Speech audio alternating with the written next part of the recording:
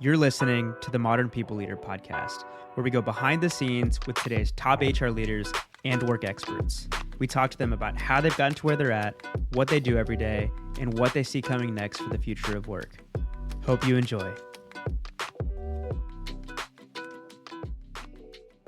We just missed the singing in the recording. Guys, maybe one of these episodes we'll do like a karaoke. I don't know, like MPL Build band. Steven can play the drums. You can sing. I don't know. I'll get like a tambourine or something. I'll just maybe I'll get like a cowbell. I don't know what my role will be, but sort of an MPL Build band. I'm so ready for this, y'all. I've been playing a lot of drums. My poor office has to listen to me like literally belt out on like a daily basis. We have like music playing in the office and I'm always singing really loudly. Are you a good singer? I think so, based on what I just heard. This is a conversation for another day. Okay. All right. There's more. It sounds like there's a story behind that. Keep tuning in, folks. Yeah. Dot. Who wants to go first with good news stories? You guys have massively good news. Let's do it. You two first. I mean, we have a lot of good news. Actually, you know what? We are fresh off of some good news this morning. So I'm probably stealing what Steven would say, but we've locked down our venue for MPL Live New York. We're going to be hosting at CLA. They have, from what Steven was sharing, a pretty sick office in Grand Central Station, I believe. Or I don't know if it's right next to it. There's like an architectural really nice blog, digest, like images online. I'm super excited. Nice. It's going to be sick. Yeah. So that's my good news. Wow. Keep it simple. All right. My good news is I'll go personal and embarrassing, but not me. Possibly embarrassing for Sarah, although I'll say it different than the way Daniel said it when he shared similar good news. And that is Sarah is really starting, we're starting to see baby Joaquin in there. And again, we're not 100. Not everyone is aligned on Joaquin, but I think it's perfect. And I'm still going to try to manifest it. I mean, you're starting this campaign by sharing an aggressive campaign I'm taking. This is like a public, and you've got a platform. Like, this is brutal. It's unfair. It's not fair. It's not. It's unfair. Not. But here we are. So Joaquin is growing, I guess, is the good news, and Sarah is showing, and so kudos to Tori, Daniel's wife. She had shared this like clothes service for women where you pick some like looks that you like, and they send it to you, and you send it back. What's it? Do you know what it's called, Daniel?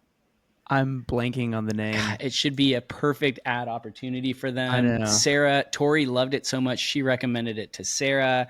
Particularly for like maternity clothes or just getting bigger clothes. And she just got her like latest batch and she's looking great, like just looking amazing. An add-on to that is we get to see baby Joaquin on Monday. We're going to get it's a checkup with the sonogram.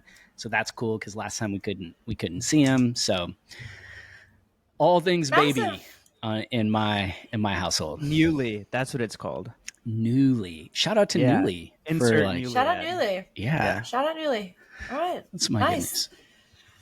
Man, guys, I have so much good news. I don't even know where to start.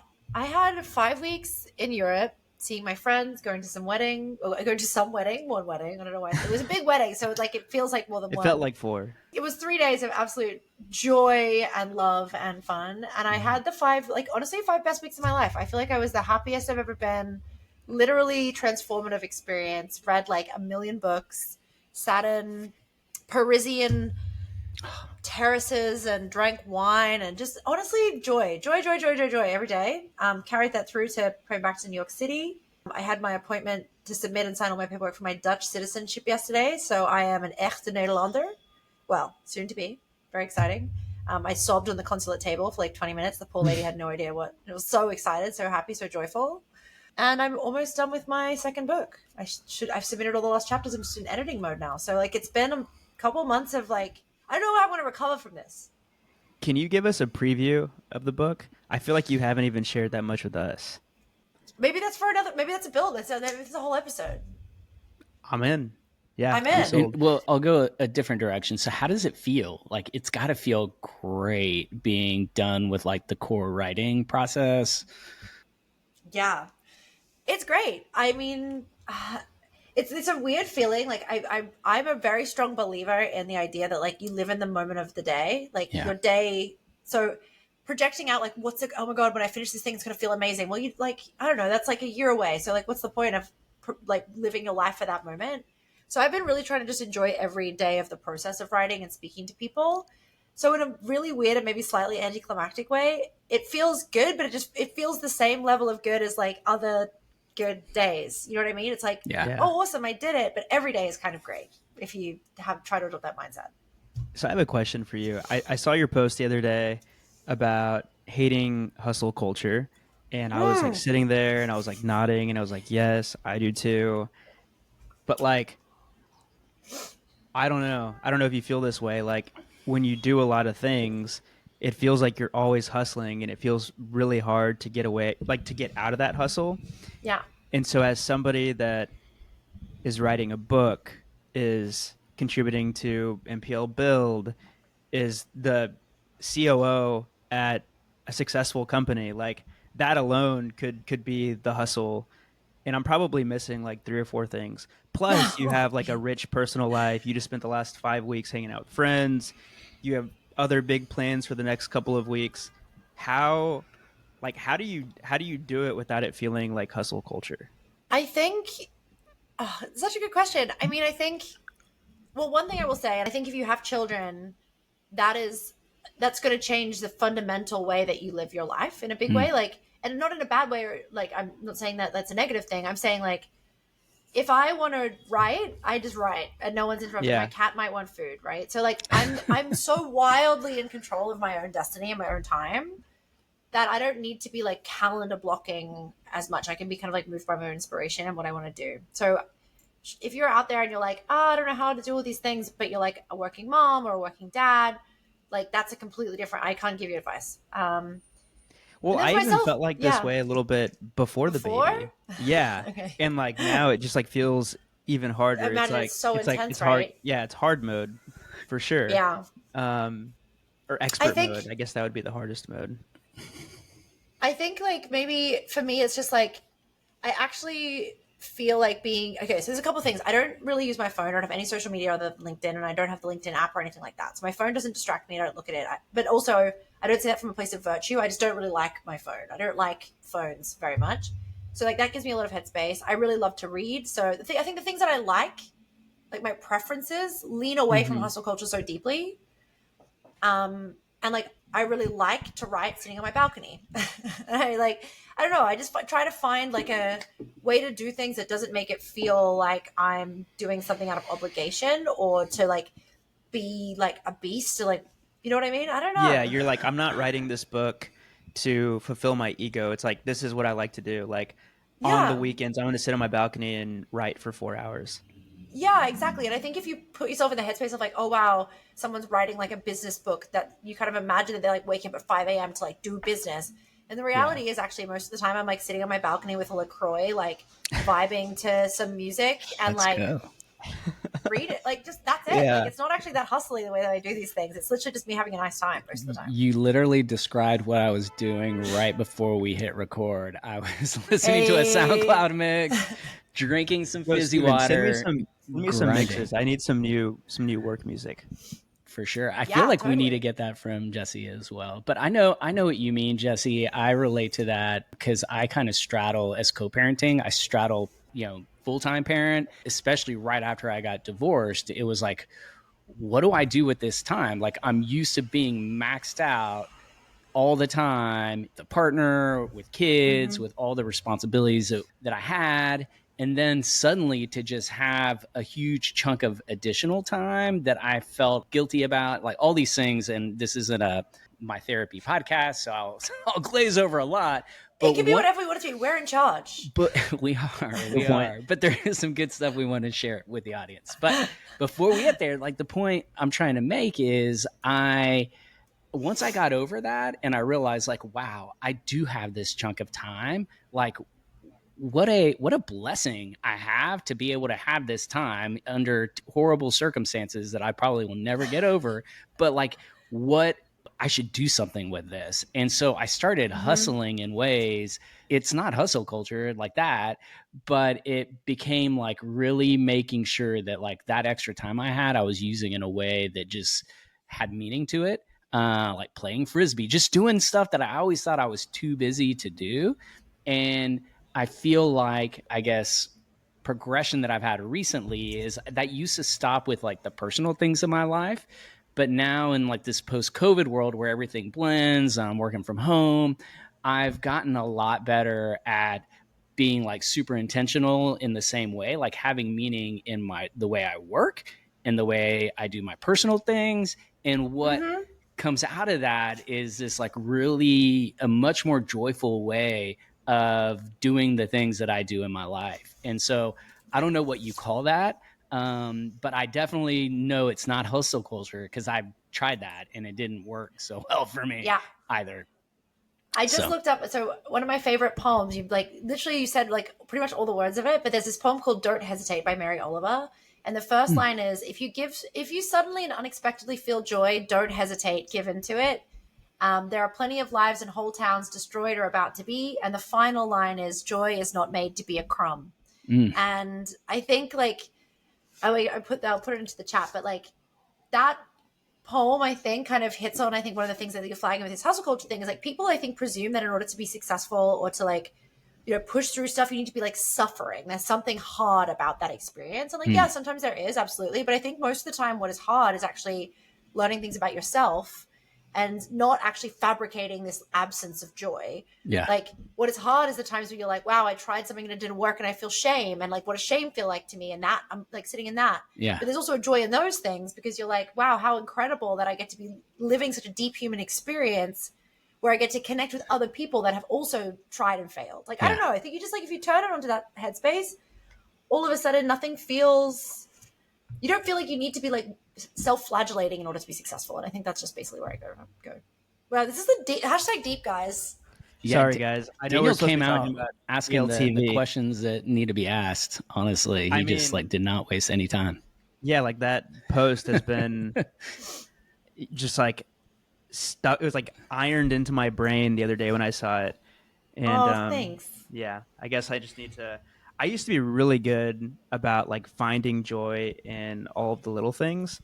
Yeah. And then I think like as a business grows, there are more responsibilities. There are more people that you're responsible for. And the pressure can sometimes take like a little bit of the joy out of it, at least for me. And it feels, I don't know, it doesn't feel like this, like sometimes it doesn't feel like that fun thing like it used to because I'm getting so caught up in like trying to make sure everything's perfect so that nobody's let down, whether it's a client or an employee. And yeah, I think it's like having that element of play. And so like for these episodes, that's why I like it so much.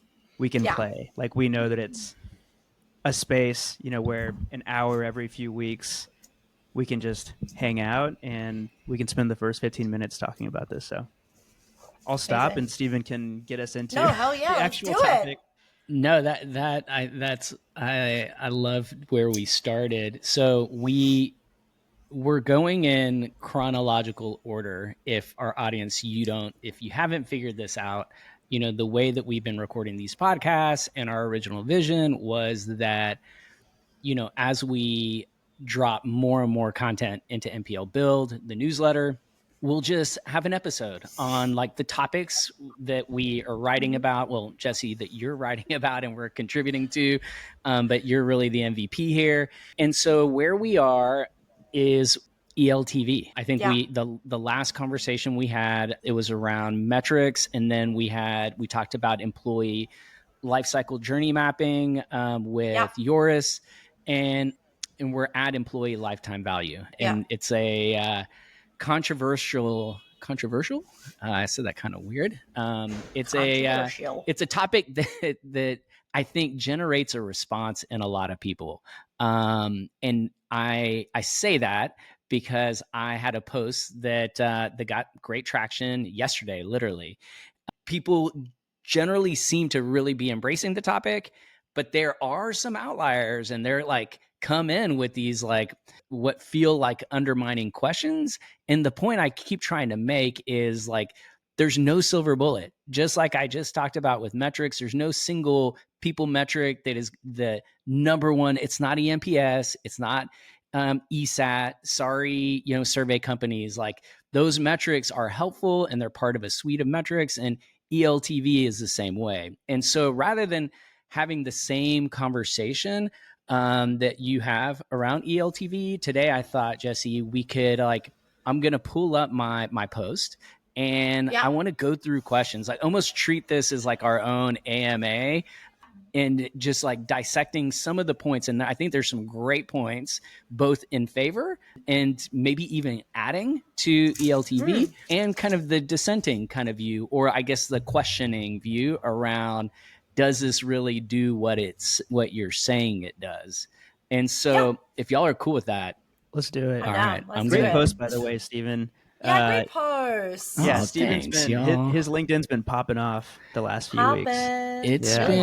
It's been crazy, and I have to give Daniel, really all the kudos, because in fact I posted about it.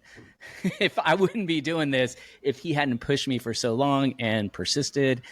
And so, okay, can y'all see my feed here? I'm also obsessed with the fact that we're talking about how high quality your content is, and the first thing that comes up on the screen is my like absolute scraping the bottom of the barrel content about M dashes. You gotta mix it up.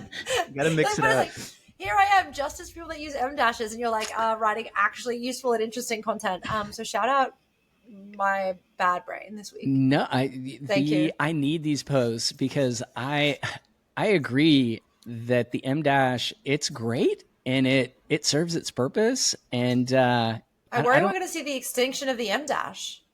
I don't think that's gonna. I feel like the LLMs out there are like, you know what, M dash is here, and humans, we don't care how you feel about this.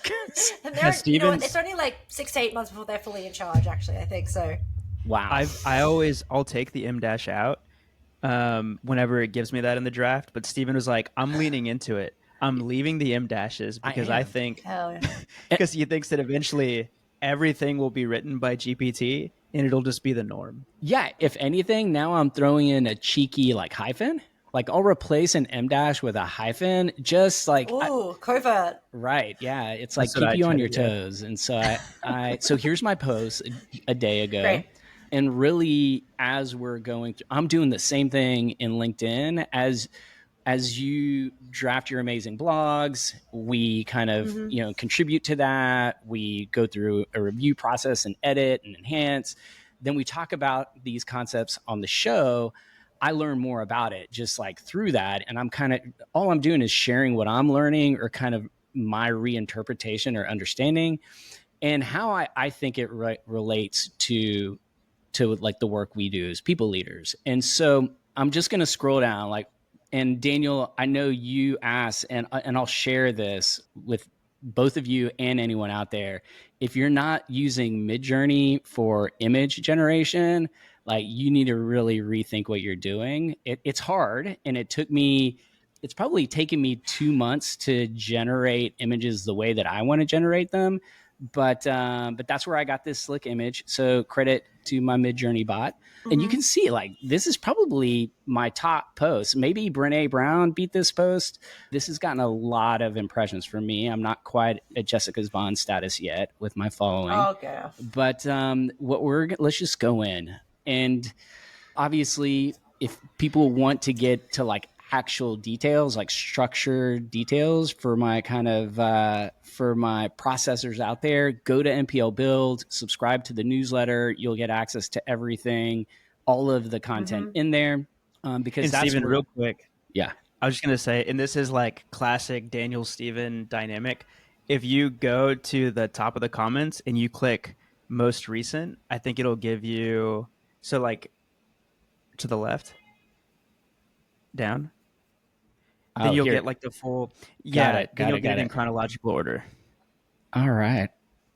I don't know if that's what I Amazing. wanted because I'd already gone through this, but Oh, you wanted the top. we'll, we'll go I with thought it. We'll go with it. you can change it back. You No, can no, change it no, no, back. no. We're good. And so I so here we go. I think a big part of the questions that I got is, and shout out to Veronica, a lot of the questions were around calculating the ELTV, like how exactly, what is a cost, what factors in. If I remember correctly, both from the Built for People cohort that I was in and just our follow-on conversations, like the calculation can look slightly different. Like there's Yeah. some core things that you should factor into your costs, but there's based on your industry, based on how you look at your internal accounting and cost reporting, it can look slightly different. Let's Yeah. start there. We've had a lot of chief people officers come onto the show, and if there's one thing that they have in common, it's that they run their org their way. I think of people like Crystal Boyson at Sprout Social, who completely rethought performance reviews for her company, ditched long form questions, created 3 clear ratings, which they then can auto calculate into a final rating. I think of Carmel Galvin from Klaviyo, who ditched the generic way of measuring quality of hire and built a custom framework tailored to each team. I think of Jessica Zwaan, who tracks LTV to ECAC to evaluate every single manager. Like, these are the exact kinds of people leaders who wish they had a tool like ChartHop. And for those of you who aren't familiar with ChartHop, ChartHop is a flexible people ops platform and HRIS that brings in all of your people and business data into one place. So think, HRIS plus having the ability to bring in data from places like Salesforce. And they let you customize key processes like headcount planning, compensation, performance, and engagement exactly the way that you want it. No rigid templates, no one-size-fits-all playbook, just the flexibility to build the systems that you truly believe in. With ChartHop, you can really run your org your way. If their platform sounds like something that you want to learn more about, I highly recommend that you go request a demo. Just go to charthop.com and make sure to let them know that we sent you. So I'm also realizing now as I look at this, it's like I think we use CAC, but maybe we should use EAC. I don't know how to clear things up. It's like employee acquisition costs, or EARC, employee acquisition and retention costs, EARC, which is not as nice to say. Anyway, yeah. Look, I think like the calculation is going to be fundamentally the philosophy is the same, which is like how much does it cost to like attract, onboard, and retain your employee base. But just like when you ask a marketing team, like what is the contribution? Like Daniel, here we are. We've got a marketer in the call with us right now. Phone a friend. Different companies calculate their acquisition costs differently depending on what they count to be part of that, and also what they count to be what contributes to brand impressions. Do we count the designer and the website to be part of that or not? Like different companies will think about those things differently. And so I'm just reading, all of Veronica's comment. Like we can definitely put together like a real world case study. In fact, I think I may have had one from the cohort we went through where we just kind of rough and tough map this, what it would look like if we were building this as a people leader for our company. And so I think I'm pretty sure also Sastrified uses this as their headline metric and has been for like almost a year potentially. There's a couple, no, maybe it was Sastrified, Saster? Anyway, I don't remember the name of the company. Sorry, Freda. I'm terrible. But, that is Sastrify. Yeah. Sastrify, yes, great. There's so many companies that start with Sasa, and I'm like, eh. But yeah, I'm pretty sure they're using it as their leading metric, and I think there might be another company that's also doing it too, maybe even Kate at Midjourney. I'll need to double check through my mental notes, but yeah, companies are using this to drive kind of like top line decision making and progress. The way that you calculate it is going to be, you need to think about it. That's the thing, is that you don't just. I know, sorry, Daniel, we asked you a question, then you started nodding, and then we just moved straight on. But just like a marketing team, when they're trying to figure out how we as a company are going to calculate this, you need to spend time actually really going through and thinking, well, how does our business actually work? Right. Are we investing money in brand marketing or not? Are we investing money in, influencer marketing or not? Do we need to count that as part of our acquisition costs? Do we count dinners we take our clients out on as part of the retention cost? There's all these different things you need to think about. Same here. In your experience, Daniel, when you've been building these things out, think about this thing in the marketing world, why do you think people teams struggle to I guess a little bit like almost metabolize the nuance of these metrics, where it feels like marketing teams are really comfortable knowing that they need to like kind of almost like cook it up in a soup? I mean, yeah, I don't know. I think back to Workify days, and Mm. I remember we had this like running spreadsheet, and there were like two or three metrics that we would track on a weekly basis. There was LTV to CAC, and then there was I think we tracked like ROAS, and then there was like maybe like one or two other metrics. And I don't know, like it was just the norm. Like you know that these are the metrics that you should track.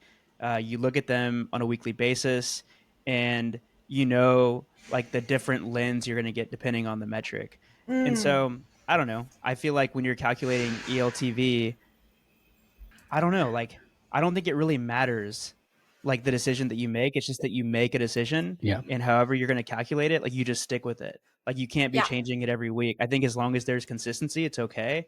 At least that's Mm. been my experience with metrics. Like as long as you pick a metric, you decide how you're going to calculate it, and you stick with that for a month, a quarter, a year, 2 years, then you can start to see some of the trends. Yeah. So I don't know. That's just my No. thinking. But Yeah. as I think you touch on this exposure part of it. Maybe it's just like it's so norm in marketing that there is no need to like kind of question that. Whereas if we're bringing this into people ops, it's a fundamental like kind of disruption of what we see as being the status quo, and that just requires more people to spend more time thinking about it. Maybe that's it. Yeah, and I don't want to get too theoretical, but my answer to that would be a little different in that I feel like marketing individuals are I don't want to say more open to innovation, but because of the nature of that function, there is, there has been pressure over the last 5 years to raise the game and make Mm. marketing more scientific. And so I think there's like genuine, curiosity and interest in doing things different that is essentially being pushed by the commercial focus of the companies they work for. In HR, I feel like that seems like sometimes we're more skeptical of a new way of calculating a metric or a new way of just looking at metrics. And I think the questions that I've received kind of reinforce that, because there's, another friend of mine, Josh Horowitz, he's with a company called Kunik. He shared the Mm-hmm. post and questioned like certain aspects of the calculation. And Yeah. when I think those questions are great questions, and my post, what I am sharing isn't about giving the answer, it's about helping Mm. create the conversations People. that will Yeah. give the answers, because I have calculated CAC. As a CEO, I understand of a SaaS company, I had to understand CAC really, really well. And that was the best way for me to start kind of wrapping my mind around ELTV. Mm-hmm.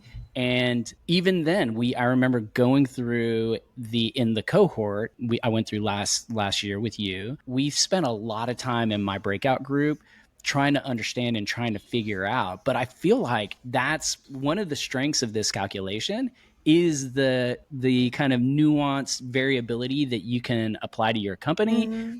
and just the exercise of going through and seeing like, what is our number, what does it look like, just going Yeah. through the process. I feel like there's an education there in itself that is valuable for teams. The other week, we hosted a dinner for 20 chief people officers, and surprise, surprise, the theme of the night was all about AI. How do we actually use it inside of our organization? That was the big question of the night. And it's one that we keep hearing on the show, at our events, and in all of the convos in between. It feels like for every function in HR, AI is both a friction point and a lifeline. Some orgs are just starting to experiment, while others are already redesigning how they work, with tools like Synthesia becoming part of their everyday workflows. And by the way, if you haven't heard of Synthesia, they are an AI video platform that I've been describing as Loom meets Canva. You just type your script, pick an AI presenter, and boom, you've got a training video in minutes. No cameras, no editing software, and no need to bug your creative team. And it's not just training. It's helping teams scale knowledge, localize company communications in 140 plus languages, and keeping content up to date with just a few clicks.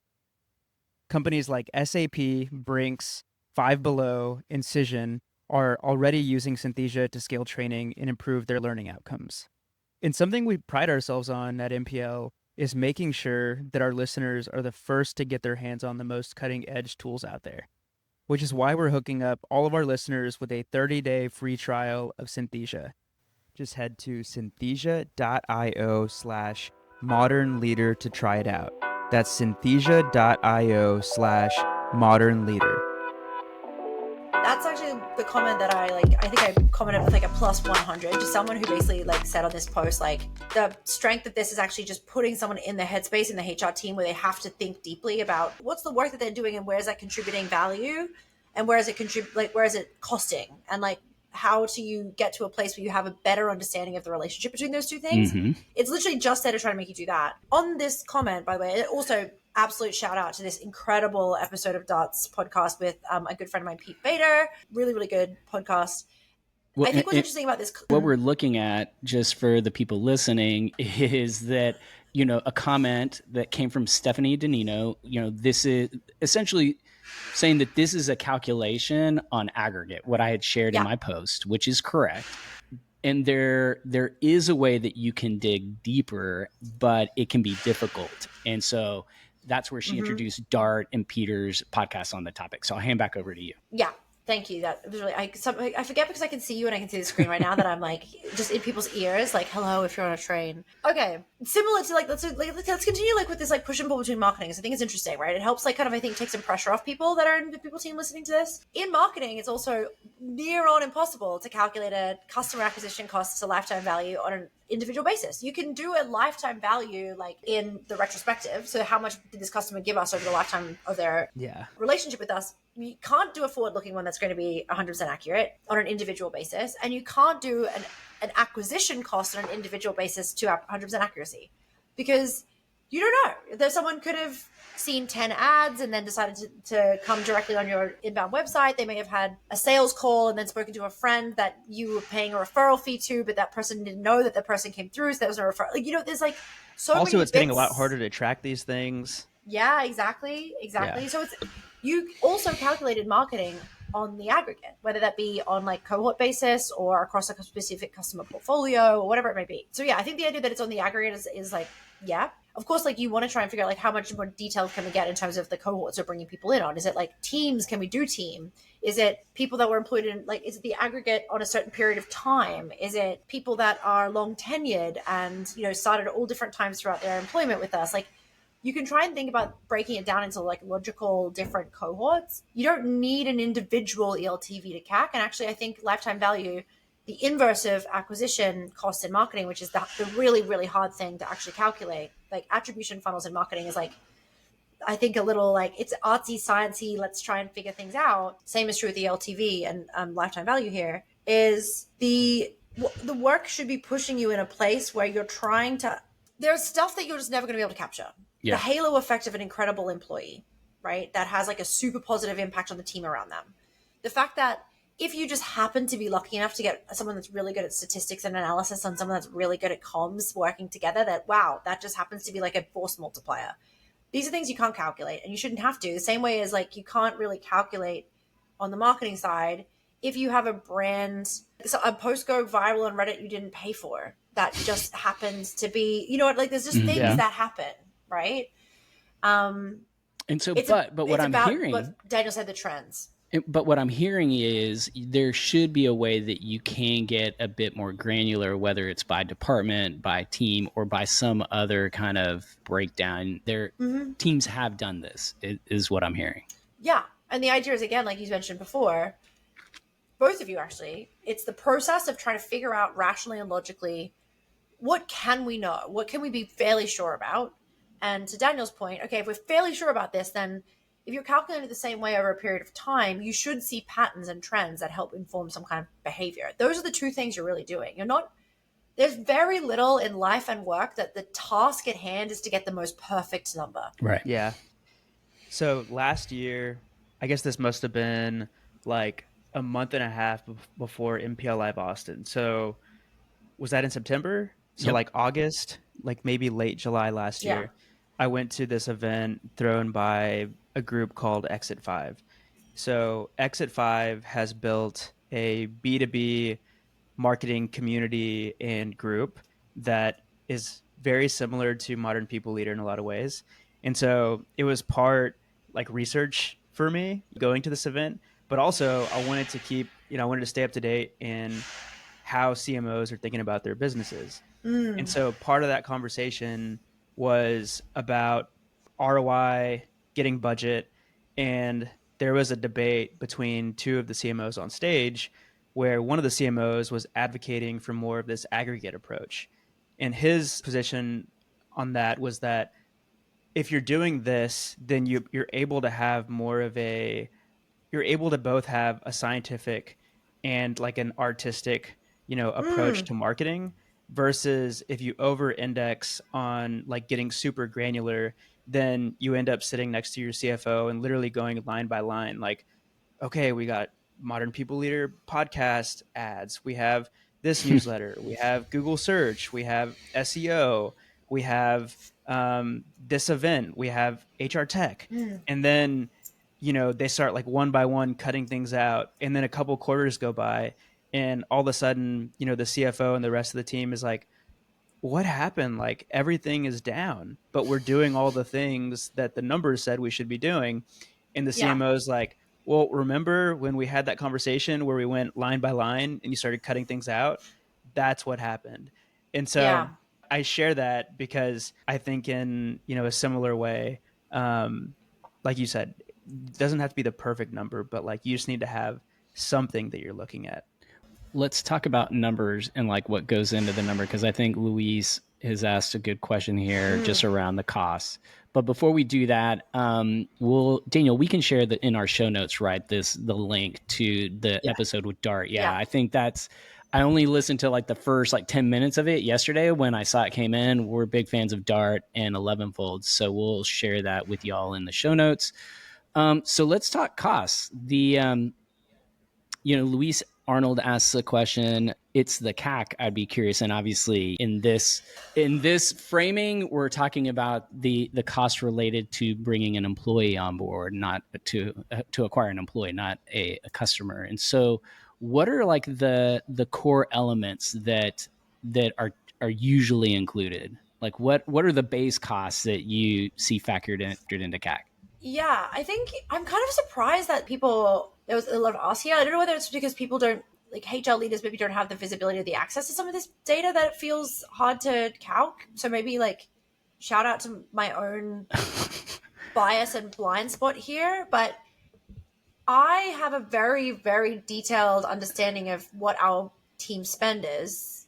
Now, distributing that amongst individuals maybe is a little more difficult if you don't have like a clear tracking. So you've got like recruiting costs. I know what the aggregate cost per hire is. I know the fully loaded cost of all my recruitment team. I know the cost of the ATS. I know the cost of all the ads we put on throughout the year, recruitment events, blah, blah, blah, blah. I know the cost of onboarding. I know the cost of the swag we send and the tools we use and the platforms we have. I don't count fully loaded onboarding costs. So I don't put in like manager time in there. You could theoretically be like, okay, let's take our management costs, that how much of that time is just spent purely on management versus delivering work, and then cut that out, like distribute that across their team. Training, I know exactly how much my L&D budget is. I know who attends and goes on. I use Sana and can see who actually goes on and uses platform, who attends the events that we have, how much it costs to run an offsite, like benefits, compensation. I have all these details like pretty easily accessible. There's definitely areas I've already flagged in that little rant I just did there where it's like, figuring out exactly how you distribute those things across a per head basis might be a little bit more complex. But to me, the costs in the people team is the easy part. The lifetime value is the hard part. I think the fact that we have like a very simple like revenue per employee times tenure or something is like feels like a much easier calculation. But if you actually really think about it, that's actually where you're really, I think, going to have the philosophical conversations about, is that right? Do we actually think some employees are like, is there some departments of our team that are actually service that we actually don't think help with revenue? Or like, I don't know, there's like different questions you need to ask there. Yeah. Although I was just going to add, like, if I don't have access to this information, I'm going straight to my finance team, my bestie in finance, to help me. And probably by doing that, I'm building some rapport with the finance team, because they're like, finally, Steven, you're asking the right questions. And so, but I agree with you. I was a little surprised, but, I think that for me, it just goes back to why HR leaders should be doing this, because it's gonna help build a muscle, or strengthen a muscle. Maybe we're not flexing enough. Yeah, exactly. Like knowing as a HR leader how much it costs to have one employee work for you for a year is really important, I think, for a lot of decisions, not just making this metric, but like, it's really important for performance-based decisions and management, promotion decisions, a bunch of stuff. Heaps of stuff. Anyway, moving on. Again, on costs, like Marilyn Charlton, has brought up, like, do we all agree on, how cost per hire is calculated? As long as everyone agrees on cost per hire, it can work. The point is, it doesn't have to, right? We don't have to. We can do it. You can look at it different ways. The key part is that you are coming together and agreeing on what is included for our company. Yeah, exactly. So there was a question. There was a Jeff Diana. I just love seeing the names. Jeff is like a legend in the West Coast. He's worked with a lot of amazing brands. He's on board with ELTV. There was a question around here. It's Lee. Okay. I've been experimenting with this. Yes. Our finance people are about to go crazy here. So Lee Van Cockero, sorry if I'm saying your last name wrong, Lee, but one of my favorite posts or comments on my posts, I've been experimenting with this exact metric and found it really powerful to track 2 versions of ELTV. Alongside the revenue-based calculation you shared, I also model one using EBITDA per employee times tenure. Thoughts here? Have you seen this before? Thoughts here? When I saw this, I was like, wow. And he goes on to say, the right one, if you're tracking both, the right one to lead with often depends on the company's current phase or strategic focus. So if you're in growth at all cost mode, you're looking at revenue ELTV. If you're in kind of profitability is paramount mode, it's the EBITDA version. What are your thoughts on this? So actually on the template, shout out, great comment. Love this comment. On the template I shared in my blog, like about this, maybe like 2 years ago, I actually shared 3 versions of the ELTV calculation. One for companies that were seeking profitability, which is EBITDA based. One for companies that were growing and, existing and had like a long history, which is revenue. And the third one was very early stage companies that had a big growth projection, and theirs was based on forward-looking growth forecasts. So how much growth does an employee need to hit over the next 12 months? So it was much more forward-looking than it was retrospective. And I think all 3 of them are really interesting. And again, like to his point we've got here is like, it depends on the current strategic focus. And I think potentially trying to look at all of them is really helpful. Like if you're a company that has a year of history and you have a forecast that you want to grow like 40% year on year, 140% year on year or something, what you're kind of trying to build out then is like, how do we build an ELTV calculation that our employees are going to hit this level of growth that we need, so the future revenue that they're getting within that year on a per head basis. I love this. And I don't know if we're going to get to the there are a lot of comments here, and we could literally talk about any one of these. All right, brag. No, I don't mean it that way. I'm kidding. No, it's great. Someone asked and commented, like, how did you get to the 3-to-1 ratio as really being the goal that you're shooting for? And that came directly from the blog that I pulled, that inspired my post. And I guess to zoom out of that, like, how do you look at the actual ratio and figure out, like, are we just okay? Are we good? Are we killing it? Like, in the 3-to-1 ratio specifically, like what was behind, getting to that particular number? Yeah. So 3-to-1 CAC to LTV ratio is considered generally in like marketing to be the kind of gold standard, is like good. Okay. Right? So I've kind of gone from that. I think the actual real answer to this, if you don't want to just have like a kind of, here's a general kind of leading point. Like, again, like every single thing in this entire blog and on all the blogs we talk about, all the podcasts we have is like, think about this and then go away and be like, is that right for my company? Is that actually what we need to be doing? Are we doing, like, is it the EBITDA version? It's going to have to be higher if it's EBITDA, probably. Because you want more profitability out of your employees and the revenue growth first. So there's like all these like thinking you have to do, right? Yeah, it's as similar as like to doing an LTV to CAC, whether it's contribution LTV or whether it's pure revenue that you're trying to calculate it based off, and like the different ways you think about that return size you need. Daniel, it sounds like you have a thought. No. Where my brain's been at for the last 5 minutes is, even if ELTV to CAC isn't the metric for your company, there has to be some metric that's like this. Like, I can't remember who I was talking to recently, but it was a prep call, and they were sharing that they track ARR per employee. So if like you're a SaaS business, like that's an easy metric that you can create.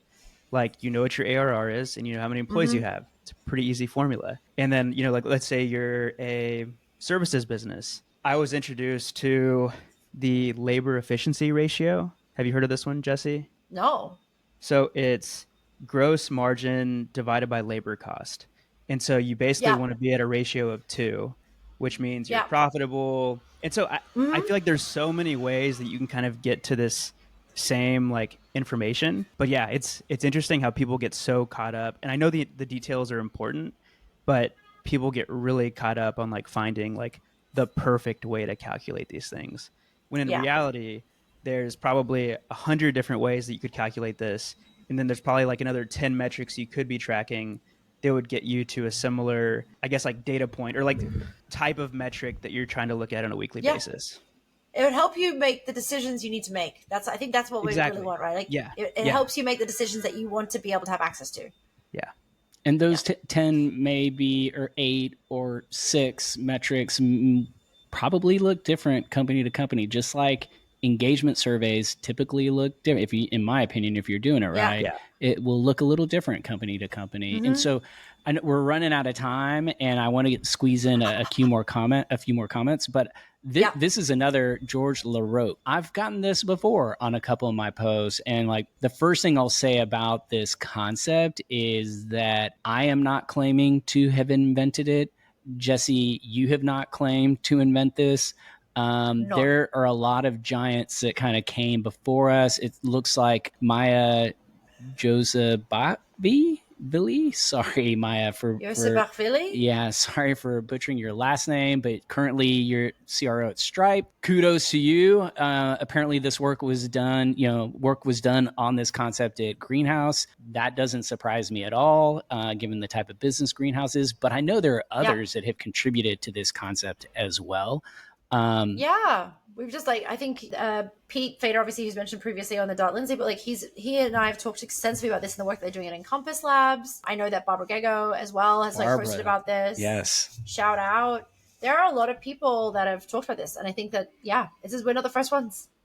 And so I guess Tina Teodorescu, another one about the CAC count. I'll get, I'm going to forward you this exact episode because I think this will help clarify some of the things that you're asking about. And so I guess, I think that's probably all we have for the actual comments. And so I'm going to pull your faces back up so we can bring this one, to a close. But I guess, what are parting words of advice and wisdom, Jesse, as you always have so many? Like, what do you want to say to the HR leaders that are listening to this and maybe are like leaning, they're like convinced, but they're still needing a little nudge to do the hard work? Yeah. I think it's something that I said in my book as well, the first book as well, about metrics, right? It's like, data is a compass point. It's not a map. It helps you direct in a certain way, but it isn't the thing that you're going to blindly close your eyes and like not look up from. Like, you need to be capable of understanding that the world is around you, and that context helps make a decision about where you're going. And I think this is true for ELTV. Like, that this is something that's there to help guide you in a direction that you need the context of, not a thing that you look at and you know what to do. Mic drop. Yeah, I think that's a perfect place to end this. One word close. Oh, we did the singing. She did it. It I'm happened. telling y'all. Delete that from the record. I actually don't Will want it on not. there. We absolutely will not do that. We're gonna clip that. It's Friday. It's just I'm too excited to see you guys again. Yes. Oh, it's been so long. One of my closes. Can I do 2 words? Yeah. 3. I missed you guys. Aw. Missed you guys. Aw. Really missed you guys. And I hope everyone out there is also now saying missed you guys as well on the train. Love that. I love that. I'm going to go with be bold. I'm going to go with 2. And like, yeah, we definitely did not answer all the questions there are about ELTV and like metrics in general, but that's impossible. There's no one that can provide that. And there's some great work that can be done with these tools. It will require you to be bold and get a little uncomfortable and work through some tough questions, but be bold. Why not? I'm going to go back to the beginning of the convo, and I'm going to say joy is not made to be a crumb. Ooh. Yeah. Oh, Yeah. I love that. beautiful. Y'all, well, have a great weekend. We have a Thank few of you. these on the calendar now, so there will be a few more podcasts recording in the near future. So I'm excited and about the that. Forza boys have been locking me in my writing dungeon again. Now that I've got out of my other writing dungeon that Kogan Page has had me in. Get out of here. Wait, the final thing, which is like, I don't know if this wants to be on the podcast, but like bonus content for everyone listening. Have you watched that crazy documentary about the sweet angel Japanese man on that game show that had to do with a year of living in prizes? I've seen the preview of it, and I've thought about watching it. Should I? 100% watch it. 100% watch it. Anyway, all of this to say, there is a point where he moves from one horrific experience to another horrific experience. Oh my God. And I'm telling you all this because the joke I'm going to make now is that I've moved out of my year of prizes of Kogan Page life, and now I'm moving into my year of prizes of my Modern People Leader, and I'm back on the writing train for you guys. So, Love it. Great analogy. Watch the documentary. Thanks for the bonus content. Amazing. All right, y'all. We'll talk soon. Bye. Bye. Bye, guys. Thanks for tuning in to another episode of the Modern People Leader. We really, really appreciate it. And if you enjoyed the show, please leave us a 5-star rating. It would mean the world to us. And connect with us on LinkedIn. We want to know what you think about the show, and you can find links to both of our profiles in the show notes. Thanks again for listening, and see you on the next episode.